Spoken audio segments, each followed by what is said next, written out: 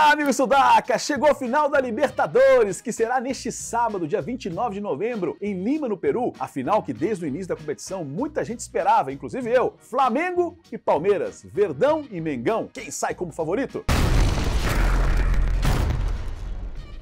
Pois é, amigos, mais um vídeo especial. Antes eu preciso me apresentar. Para quem me conhece, sou Bruno Garcês, jornalista e especialista em futebol sul-americano, e este é o canal Sudaca Brasil, tudo sobre futebol aqui no continente, agora em parceria com Bola pra Resenha TV. Deixe seu like, se inscreva nos canais, dá essa moral pra gente.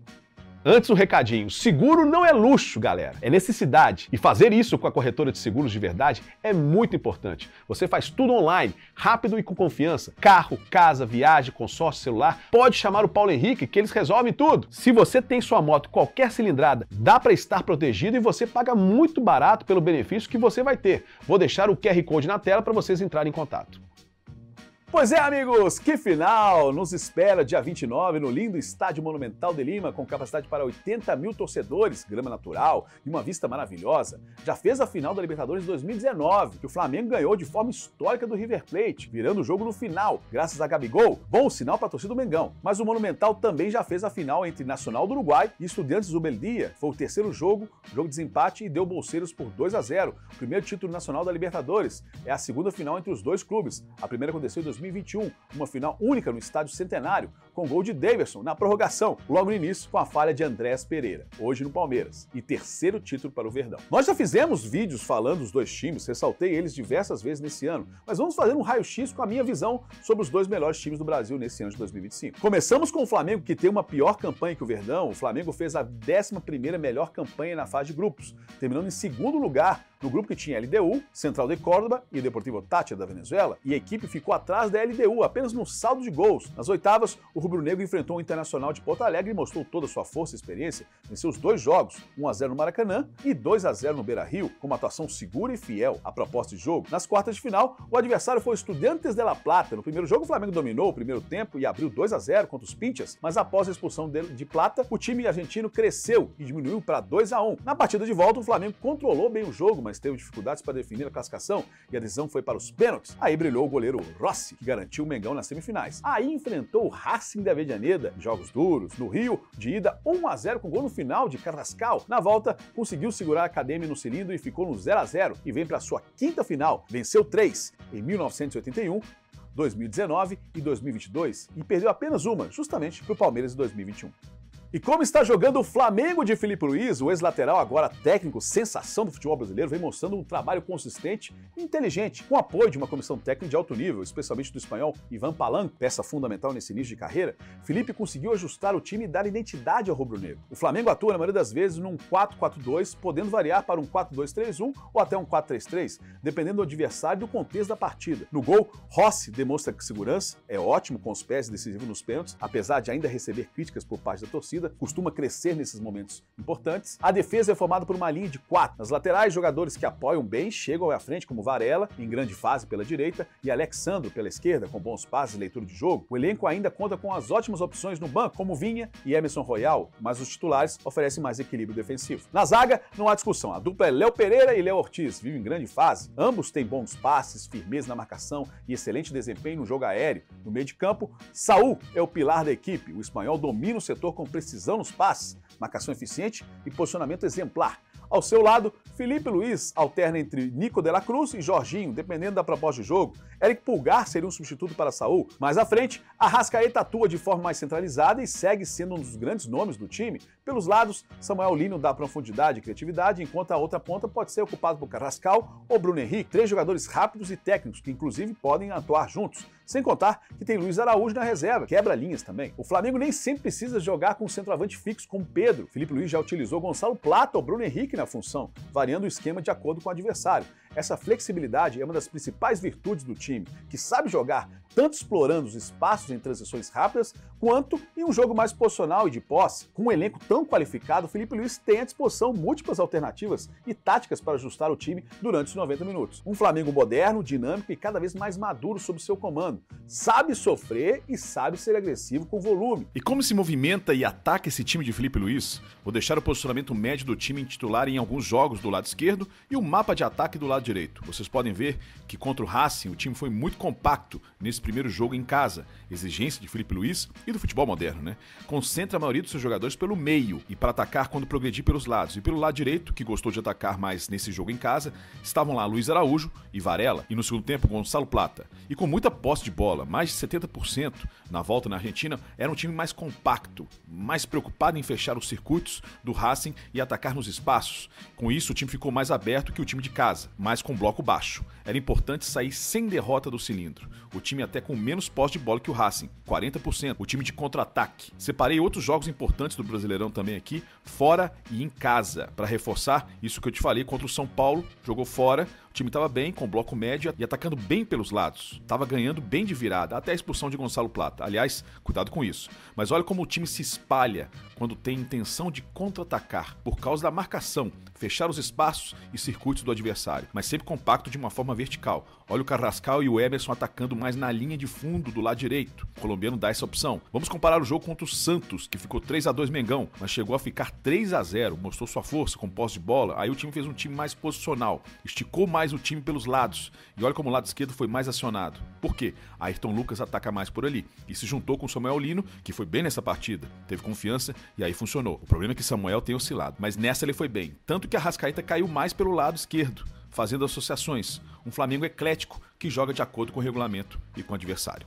Me arrisco a dizer que esse Flamengo é o mais equilibrado desde o time de Jorge Jesus de 2019. E seu rival será o Palmeiras, que fez até aqui 31 pontos de 36 possíveis. Melhor campanha de todos, 30 gols e tomou 9, 10 vitórias, 1 empate e 1 derrota. Na fase de grupos fez 6 jogos, 6 vitórias. Passou em cima de Cerro Porteño do Paraguai, Bolívar da Bolívia e Sport Cristal do Peru, fácil. Nas oitavas, passou em cima do Universitário do Peru, lá em Lima, num 4-0 espetacular. Depois tirou o pé do acelerador na volta no Allianz Parque, ficou 0-0. Nas quartas, ganhou bem do River Plate de Gallardo no Monumental de Núñez, 2-1, com um baile no primeiro tempo, futebol eficiente e vistoso. Na volta, passou um susto, mas remontou e venceu por 3-1, com show de Flaco Lopes. Nas semifinais, pegou a Liga de Quito, no Casablanca, na ida, amigo, tomou um chocolate. Pior jogo do Palmeiras na temporada. Primeiro tempo só deu albos, uma aula tática ou vacilo do Verdão. No final, 3-0 LDU. E aí, tudo definido? Estamos falando do Palmeiras, amigo, de Abel Ferreira. No Allianz Parque foi uma aula tática. O Verdão fez 4-0, uma noite mágica, amigo, que bota o Palmeiras pela 7ª vez na final da Libertadores, se isolando como o time brasileiro com mais finais, largando o São Paulo com 6 e tenta seu 4º título de Libertadores. Já venceu em 99, 2020 e 2021. E como deve armar esse time Abel Ferreira, português que está no Palmeiras desde 2021? Ele sempre consegue montar um time competitivo, seu esquema é muito seguro e suas equipes são extremamente bem aplicadas taticamente. Os jogadores seguem quase sempre à risca as orientações do português. Em 2025, o time tem jogado de forma muito sólida. A formação base costuma ser um 4-4-2 tradicional, uma linha de 4 defensores, com Kelvin e Ojai disputando posição pela direita e Piquerez, ele é mais fixo na esquerda. A dupla de zaga formada por Gustavo Gomes e Murilo é muito forte, embora em alguns jogos ele alterne para uma linha com 3 zagueiros. Aí utiliza Bruno Fux, que tem bons passes e lançamentos. Utilizou isso contra a LDU no Allianz Parque. No meio de campo, Aníbal Moreno é o responsável por organizar o time com ótimos passes e lançamentos. Quando o time está em ataque posicional, ele se posiciona entre os zagueiros para ajudar na saída de bola. Lucas Evangelista atua mais com mais liberdade no meio, enquanto Felipe Anderson, jogando pela esquerda, usa toda sua habilidade para escapar de espaços apertados, travar o jogo. Do outro lado tem Andrés Pereira, chegou com tudo e vem se destacando. Ainda outra opção, que é Maurício, que dá muita movimentação pelas bandas, caso você queira uma equipe mais ofensiva. Tem também Ramon Sosa, se tiver em boas condições, também uma alternativa importante. O Paraguai é rápido, habilidoso e forte, e foi fundamental no jogo de volta no Allianz Parque. Rafael Veiga, por sua vez, oferece mais cadência e controle, que amplia o leque de opções do treinador. Muito bom jogador também. E agora ganhou Alan, como mais uma arma ofensiva, jogando pelo lado direito. Se jogar numa linha de 3 zagueiros, um extremo muito habilidoso que jogou demais na volta contra a LDU. No ataque, a dupla é intocável. Vitor Roque e Flaco Lopes. Já marcaram 11 gols nessa Libertadores. Eles se entenderam perfeitamente. Rápidos, inteligentes e letais no comando do ataque. E como se comporta esse time em jogos chaves? Primeiro vou separar esses 2 jogos das semifinais, até porque eles foram bem distintos. Fora no Casablanca, no Equador, o Verdão esteve perdido na marcação. Mas vocês podem notar algo. Time compacto, que tem amplitude pelos lados, mas fica num terço de campo. Nesse jogo ficou ali no meio, mas deu espaço para a LDU atacar pelos corredores e até a linha de fundo. Eles tinham superioridade numérica em alguns momentos. No jogo de volta, o time se abriu mais. Vocês podem ver um time menos compacto, mandou no jogo.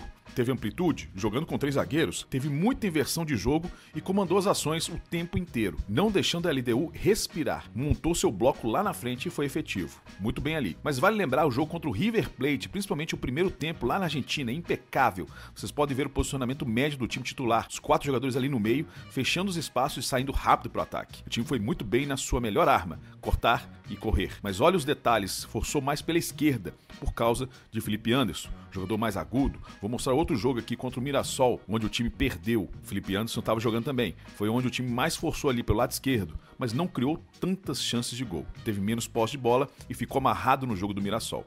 E por último, vou mostrar o confronto contra o Flamengo, pelo Brasileirão mesmo. Ficou 3-2 rubro-negro. E aí vocês podem ver que a formação foi quase espelhada, no posicionamento do time titular. Os números favorecem o Flamengo na efetividade e o Palmeiras no volume de jogo, até porque o Verdão teve mais pressão quando ficou atrás do placar, dos 10 aos 24 minutos e boa parte do segundo tempo, porque o Flamengo fez 3-1 com o Jorginho e Arrascaeta no final do primeiro tempo. Aí o Palmeiras, perdendo por 2 de diferença, foi pra cima, normal. E teve muitas finalizações com muitas defesas de Rossi. No mapa de ataque, o Flamengo investiu mais pelo lado direito, com Jorginho, Luiz Araújo e Emerson Royal. Já o Palmeiras eram os dois lados, mas com um bloco médio. Um time muito bem organizado e com muitas variáveis, ganhou casca na hora H, saiu de um placar adverso e fez uma noite mágica no Allianz Parque. Uma remontada que só esse time de Abel Ferreira, com esse elenco recheado de craques, poderia fazer, jogando com velocidade nas transições ofensivas, boa marcação, que às vezes é por encaixe e que teve uma variável para passar em cima da LDU na volta. Inverteu o jogo o tempo inteiro, diversas vezes, bagunçou e abriu a defesa da Liga de Quito, acelerando o jogo e com os jogadores que tem em mãos, Abel tem muitas variáveis, mas não acredito que ele deixe de lado sua principal filosofia durante os 90 minutos, que é a aplicação tática, movimentação bem ensaiada, muita intensidade nessa marcação e transições rápidas. Aí conta com craques lá na frente, que faz a diferença. Abel vacilou em Quito no primeiro jogo, não estudou a LDU, mas se recuperou na volta e corrigiu seu erro. Aí ganha casa. A rivalidade entre os dois tem sido grande nos últimos anos, desde 2016, que teve aquela disputa da liderança do Brasileirão entre os dois clubes, a zoação do cheirinho e no final o Verdão ganhou. Depois, em 2018, os jogadores do Palmeiras provocaram na frente de uma loja do Flamengo, dançando. Sem contar o jogo entre os dois clubes naquele ano, que teve 6 expulsões, clima tenso. No ano seguinte, 2019, o Flamengo ganhou tudo, e aí teve a réplica, né, Rafinha? Pois é, amigos. Essa rivalidade só ia aumentando, e os dois times ganhando títulos. Sem contar que tem as rivalidades a longa data por causa das grandes torcidas organizadas dos dois clubes. Nunca se bicaram, inclusive são aliadas às torcidas rivais, tipo a Jovem Flá tem parceria com a Independente do São Paulo, que por sua vez é aliado do Vasco, a Força Jovem. Para vocês terem uma ideia, desde 2016 para cá, Palmeiras ganhou 4 brasileiros, 2016, 18, 22 e 23, uma Copa do Brasil em 2020, uma Supercopa em 2023, 2 Libertadores e uma Recopa em 2022. E o Flamengo, 2 brasileiros 2019 e 2020, 2 Copas do Brasil 2022 e 2024, 3 Supercopas do Brasil 2020, 21 e 25, 2 Libertadores e uma Recopa em 2020, 9-10, sendo que 2019 para cá na Libertadores, de 6 torneios disputados, eles ganharam 4. No Brasileirão de 2016 para cá, de 9 títulos disputados, os dois venceram 6. É uma hegemonia clara entre os dois clubes mais bem estruturados e com grande poderio financeiro. Para vocês terem uma ideia, nos últimos 5 anos o Palmeiras investiu 1 bilhão 119 milhões para fazer 34 contratações. O Flamengo fechou os gastos em 1 bilhão e 42 milhões com a chegada de 32 reforços. Outro dado, o elenco do Palmeiras custa hoje, segundo o Transfer Market, 212 milhões de euros, o maior do futebol brasileiro. Quem vem em segundo? O Flamengo, é lógico, com 195 milhões de euros, 57 milhões a mais que o terceiro colocado, que é o Botafogo. O abismo só aumenta quando comparamos com o futebol sul-americano. O melhor colocado é o River Plate, com 86 milhões de euros, vem na 7ª posição. Acima, só times brasileiros. Então sim, é a maior rivalidade do futebol brasileiro, sem contar os clássicos regionais. Eram os favoritos e chegaram, cada um com uma história diferente. E quem ganha essa final em Lima? Vai ser nos detalhes, amigo. Eu só sei que será uma das maiores finais da Libertadores dos últimos anos. Por quê? Porque eles comandam o futebol brasileiro e sul-americano. Os dois times disputam o título brasileiro até a edição desse vídeo. Os dois estavam na primeira e segunda colocação. Mas que me desculpe as outras torcidas, mas é só olhar os números. Dito isso, qual a sua opinião? Quem leva o título? Assiste aí os links de outros vídeos do canal que eu falo sobre a Libertadores. Deixe seu like, se inscreva nos canais e muito obrigado pela sua audiência. Fique com Deus. Tchau, tchau.